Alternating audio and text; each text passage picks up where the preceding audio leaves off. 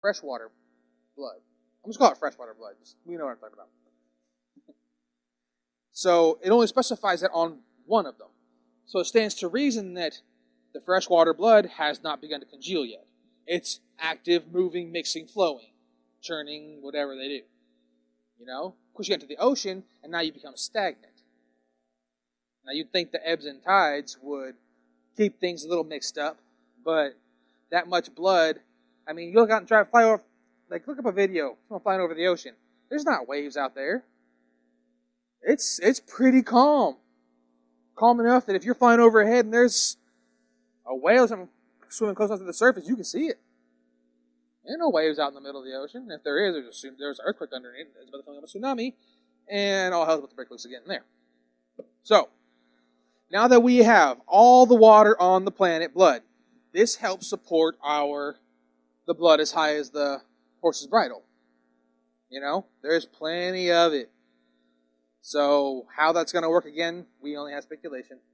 But it stands to reason that something is going to happen.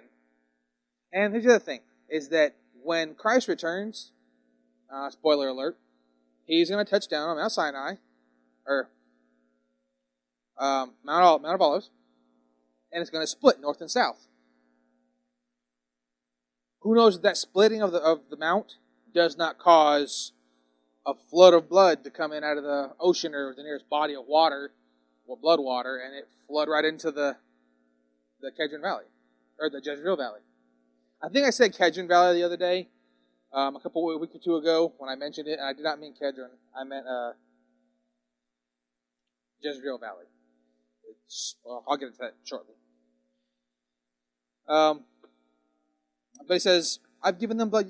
They have shed the blood of your saints, basically, and you have given them blood to drink," which puts the impression in my mind that that's what they're going to have to drink. They're going to have to drink blood to survive. I don't know how much a human can ingest blood, but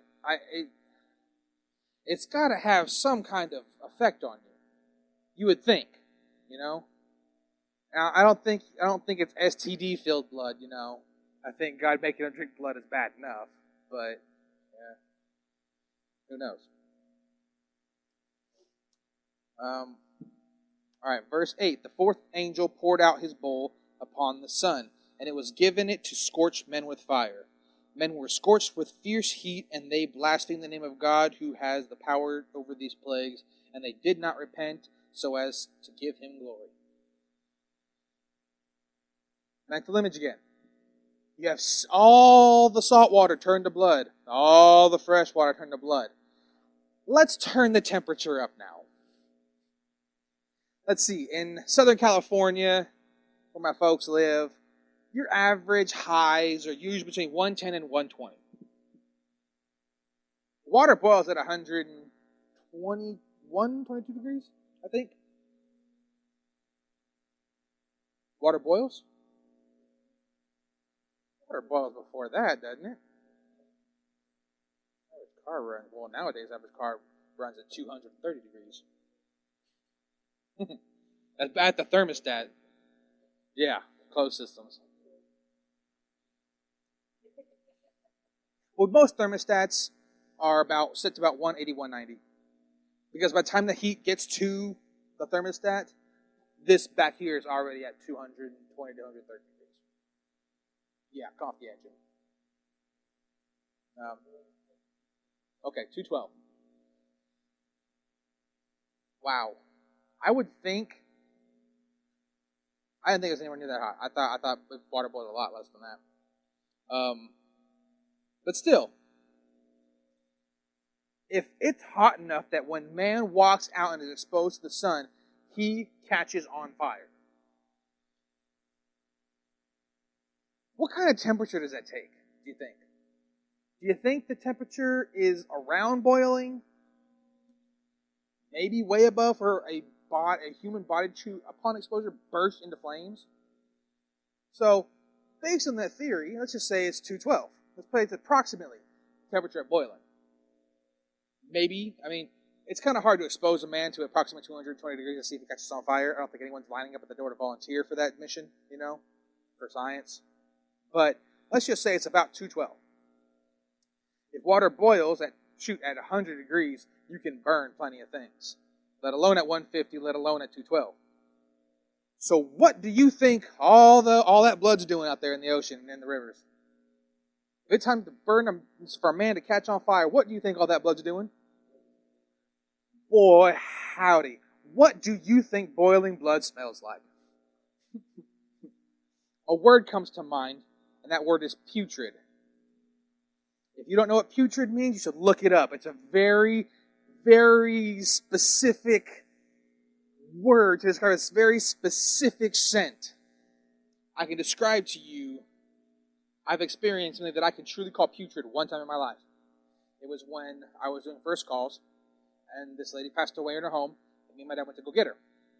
And I don't know how long she'd been laying there, but her back was literally, now she had been dead, but less than 24 hours. But she was laying on that bed for God knows how long, and bed sores, and her body was literally rotting underneath her. That was putrid. It's a decay. It's a rot, but it's beyond rot. It's like when the rot rots. It's bad. It's really, really bad.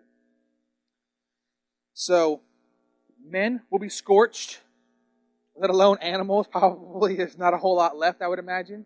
I mean, well, then again, maybe the animals that live in caves, they're doing okay, and when they come out, shoot, they already got a meal cooked for them. So a bunch probably not faring so well, but, might be some doing okay.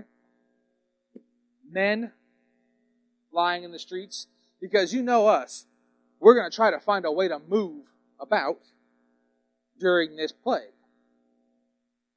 And how many people is the Antichrist going to have killed trying to figure out a way to do this? Put on their heat-resistant suits and they walk out there, they blow up. Okay. What else we got? Metal shields? Nope, that didn't help you neither. Heats up too fast. I mean, he's going to try something. At this point, if they have the mark, he don't care if they die. Why would he? He knows the Bible as well as we do. He knows once they're sealed and marked, they're his. He won them. So if they die, he doesn't have to care. I go back to the wrath of the Lamb, the sixth seal.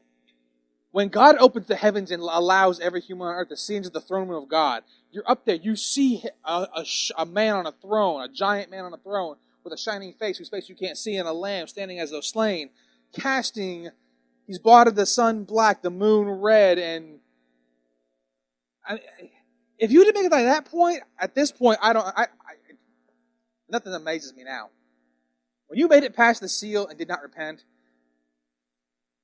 you were doomed, more than likely. I don't know. It amazes me sometimes. It really does. I don't understand it. Okay. Men are scorched with heat, they all die. Well, not all, but a bunch of them. And the fifth angel poured out his bowl, verse 10, on the throne of the beast, and his kingdom became darkened, and they gnawed their tongues because of pain. And they blasphemed the God of heaven because of their pains and their sores, and they did not repent for their deeds.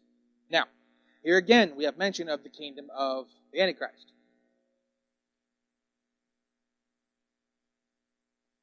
The way I imagine it, imagine 10 square board, like a square with 10 squares in it, 5 by 5, okay?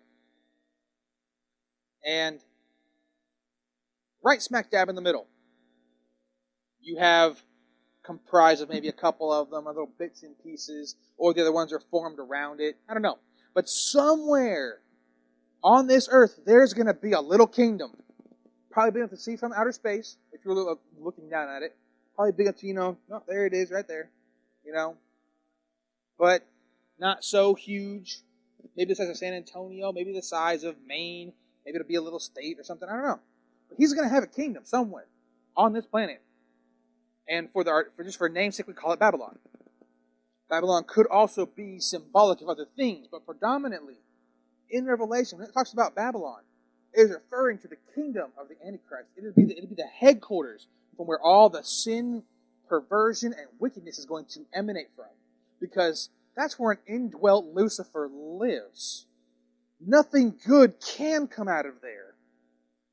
Unless you have like an undercover, saint who's doing a really good job pulling one over on everybody, trying to spy and, keep everyone alive as much as possible, which it could happen.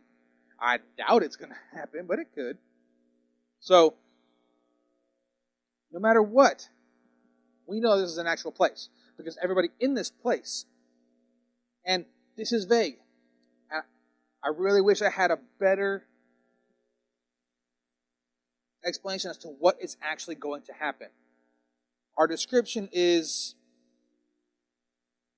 the kingdom is darkened and they gnawed their tongues because of pain. Well, why would the kingdom being darkened make somebody gnaw their tongues because of pain? I mean, the actual physical darkness over the kingdom, that in and of itself cannot be the reason. There's blind people walking around every day, and they don't gnaw their teeth because of pain, unless they gnawed their tongue, and that's probably the pain, But if you're not in pain, why would you gnaw your tongue? And if you gnaw your tongue, yeah, you're going to be in pain. So which is it? Which comes first, the gnawing or the pain? Who knows? Now, one thing I cannot tell you for certain one way or the other is these plagues that are affecting the rest of the earth, are they also affecting here? I don't know. Will this kingdom be a big city and everyone's trapped inside the building, starving to death? Maybe that's why they're in pain, because they can't see nothing to feed themselves. They can't go outside because it's really hot.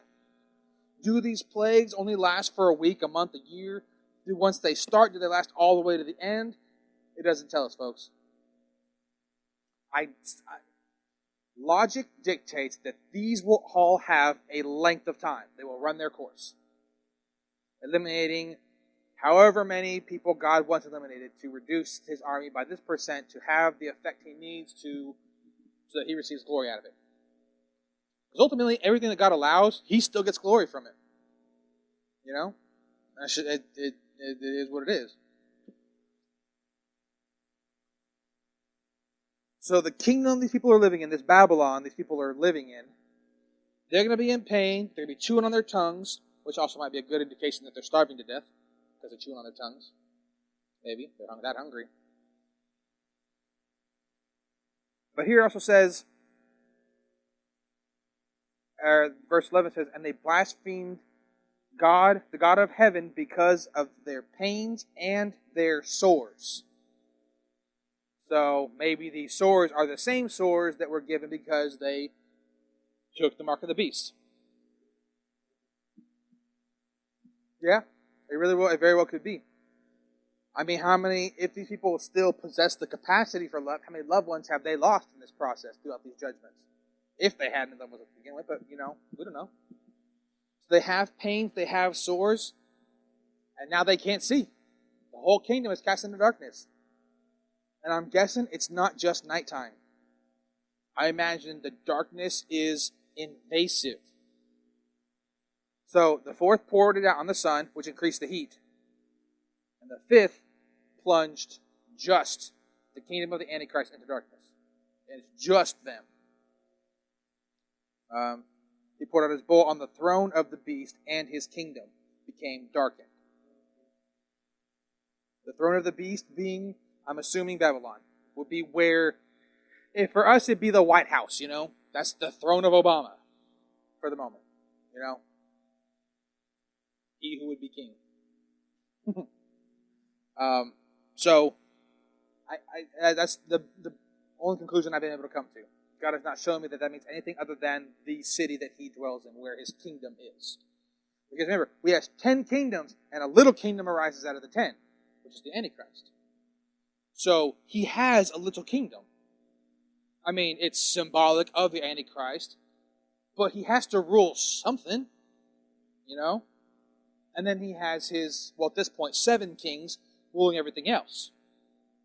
But I've never seen a king like Obama go over and chill out, with Russia's White House, or Africa's White House, or Australia's White House, He doesn't go, okay, let's flip a dice and see, what kingdom I'm going to sit, which throne I'm going to sit on, whose throne I'm going to sit on this week, So, I mean, he has to have, in my